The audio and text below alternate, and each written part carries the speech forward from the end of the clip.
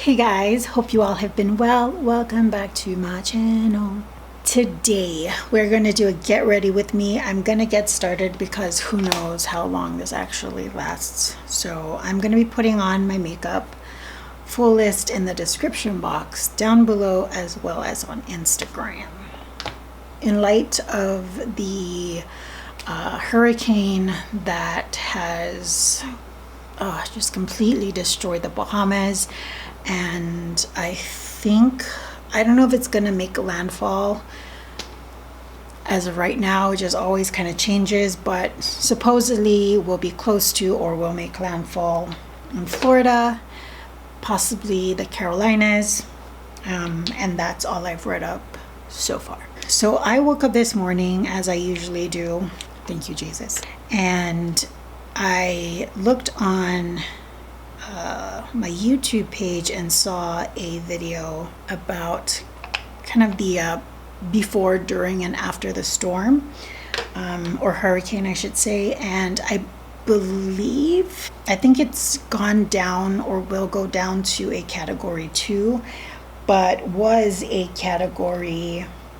5. And it just kind of brought me back to my experience with hurricanes. We actually call it typhoons. Kind of depends on where you are in the world, and we happen to call it typhoons, but it's basically the same thing. And if you've been with me for any given amount of time, you know that I've had my fair share of experiences with horrific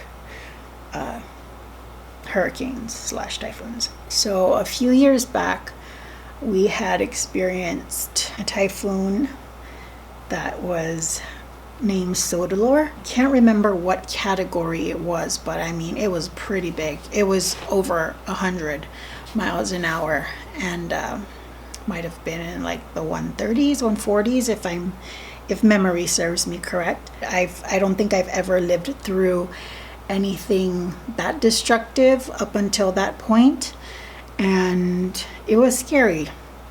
I mean, there's no shame in admitting it. It was scary. And then just last year, we had gone through a category 5 hurricane as well, upwards of 180 miles an hour. I hear it might be more, but that's the number that I hear in my head. And during Sodalor, I remember thinking, like, I was without power, I think almost a month, maybe 3 weeks. And I remember thinking, like, this is like the worst I've ever experienced. And it was up until that point, but nature had other plans. Just get through it, Annabelle. 3 years later, last year, we had U2. That proved to be even worse than the previous one. And I know for sure that there were still people recovering from the first one. I'm kind of backtracking all of this because I remember watching the video this morning and thinking, like, I feel you. You know, I feel for you, and I empathize with you because I know what that feels like. It's tough to see something like that and understand how long it's going to take to recover, because people here, granted we're nearing a year, people are still recovering here, and it's going to be a process. I mean, schools, for example, some schools are still in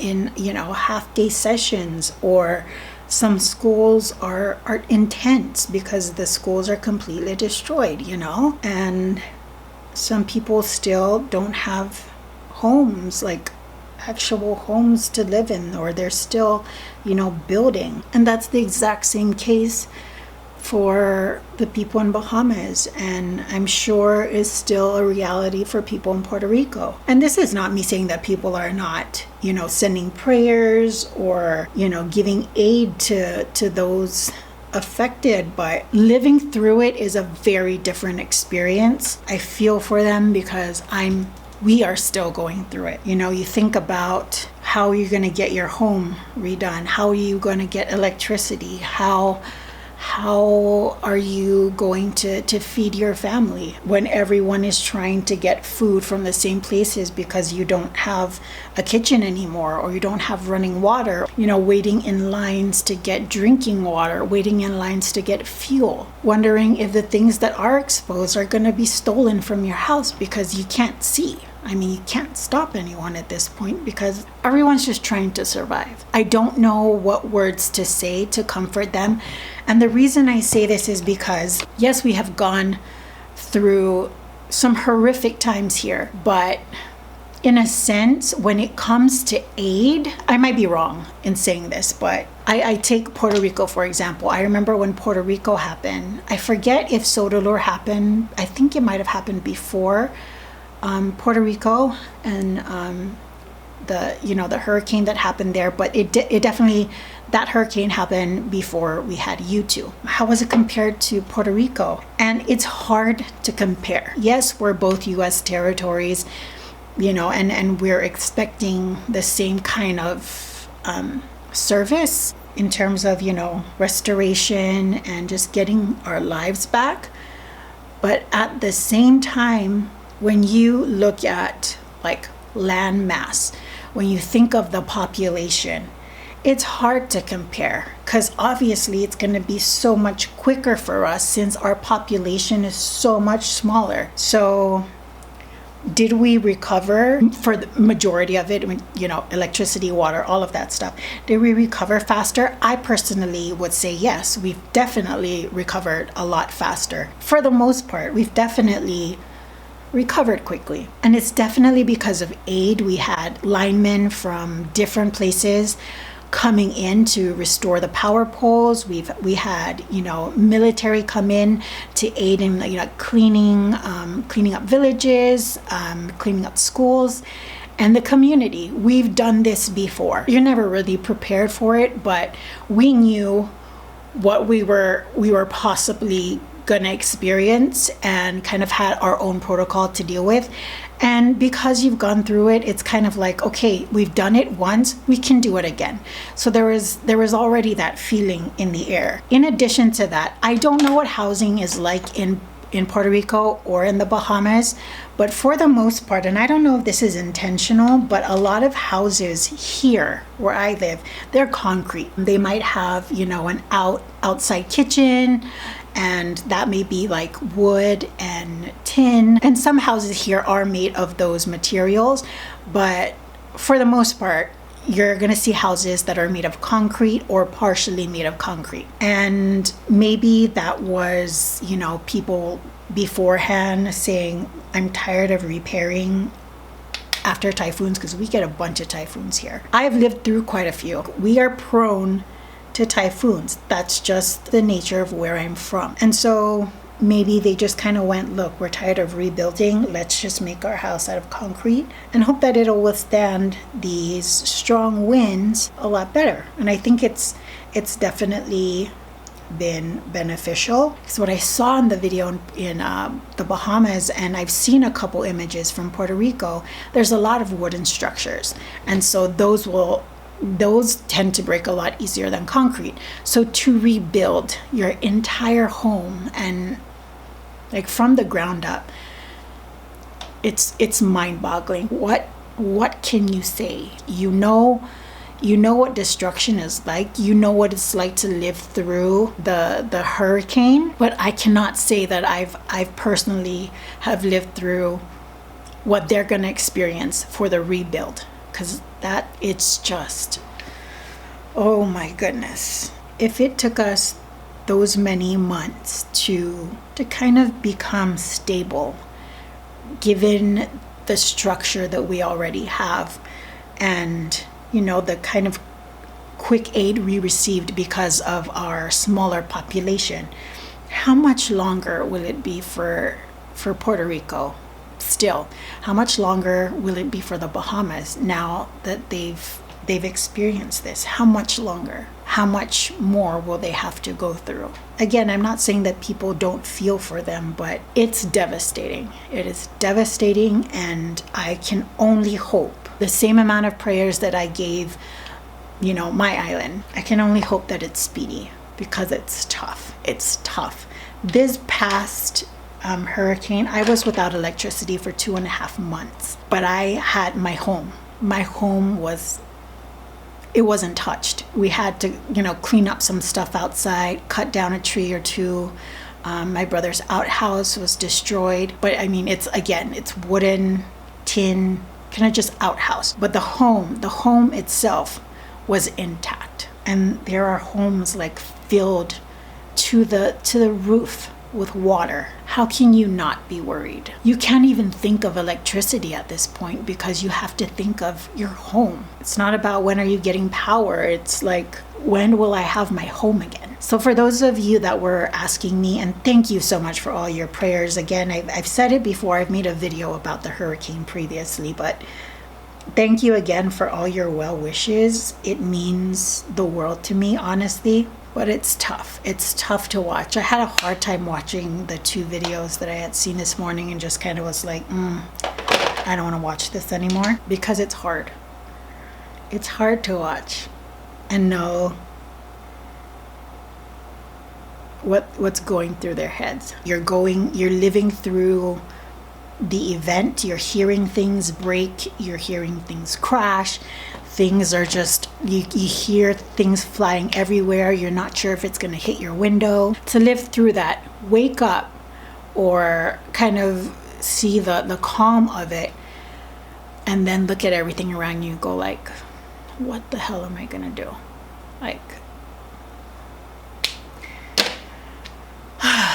it definitely makes you wonder what's going on with the world. I've never lived through anything like this, and to go through 2 in the span of 3 years, and for places that are not used to seeing again those types of winds, to go through them in our time. If that's not concerning, then come on, there's something going on. And whether that's global warming, whether that's just our lack of care for the earth, some of us are feeling its effects, if it really is that. If you live kind of along the equator, this kind of like more tropical, warmer, rain type of weather, and you've seen your fair share of hurricanes,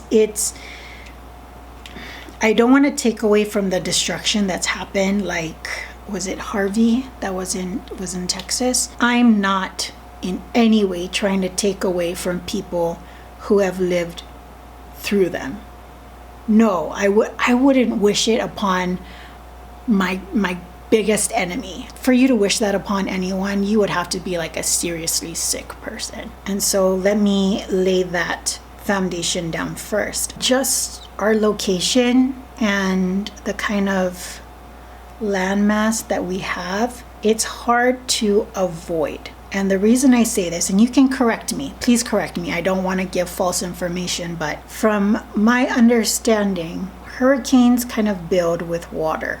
That's how they get bigger, sucks up the water, grow bigger, wind speeds, all of that, right? If you're an island, a tiny island, you don't have the landmass to make a hurricane decrease in size. Because again, from my understanding, once it gets closer to land, it doesn't have that ability to grow bigger because there's a lack of water, right? But if you're on an island and the hurricane is like so much bigger than your island, it won't do anything. You're still going to get the thick of it. You can still feel its strongest punch because your land is not enough to do any form of like damage control. And so I was looking at the kind of the track path of Dorian. Is it Dorian? Dorian. And by the time it'll hit around the Florida area, it'll be a category 2. I just wish it wasn't anywhere to be seen. It'll just disappear. I don't want it to make landfall at all. But like with places like Puerto Rico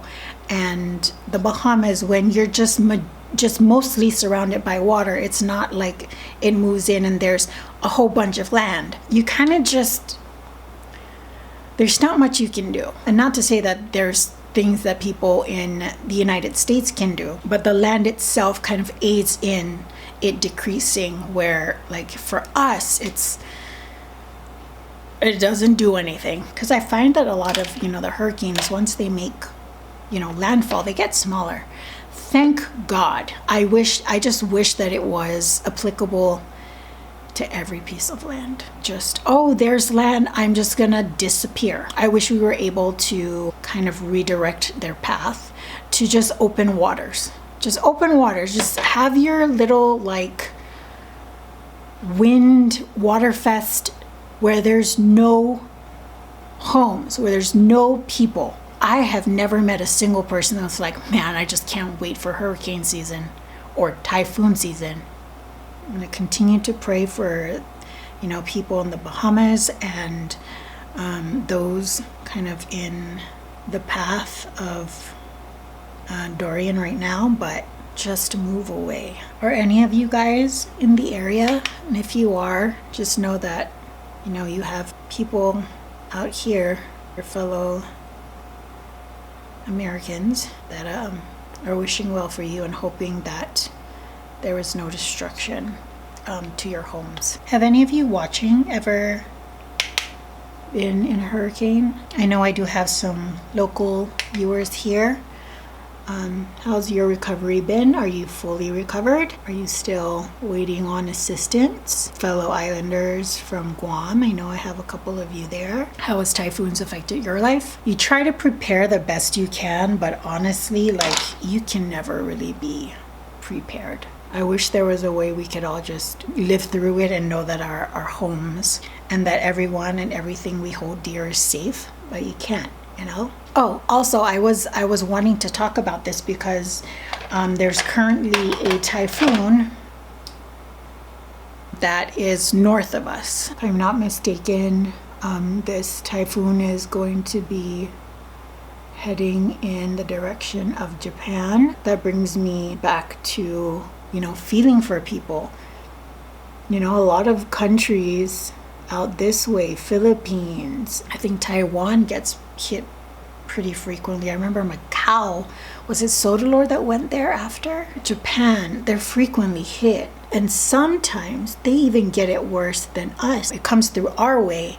And again, we don't have enough land to make it decrease, and then it gets there and it's even bigger. Yeah, that's my spiel on that. I just wanted to talk about it because I just had a hard time with it this morning. I wasn't crying or anything. I feel very strongly for the people. It's tough to watch because you know what that's like. Maybe not the same intensity as some other folks, but you get it, you understand. What else is there to talk about so I can lighten up the mood? My stomach's grumbling. I'm hungry. It is, I think, 11 o'clock and I have not eaten anything yet. And let's see. Springer's on his foot, carted off the field. Oh my goodness. What is this? Why did everyone score? Guys, give me a sec because... Oh, he homered. What a jerk. Can you tell? I watched some baseball, and right now the Astros are playing the Brewers, who aren't a bad team by any stretch of the word, and it's currently 4-1 Brewers. Yesterday's game went to the 10th inning, and it was a nail-biter. I don't think that was a fair call to Yelich, but I ain't hating. It was a bad call at the wrong time. But umps make bad calls all the time. So blame it on the ump. Let's just mascara this up. I will work on the other eye and then I'll come back and we'll finish off with the lips. All right. I think we are done with, let me do Fix Plus before I do my lips so it can start drying.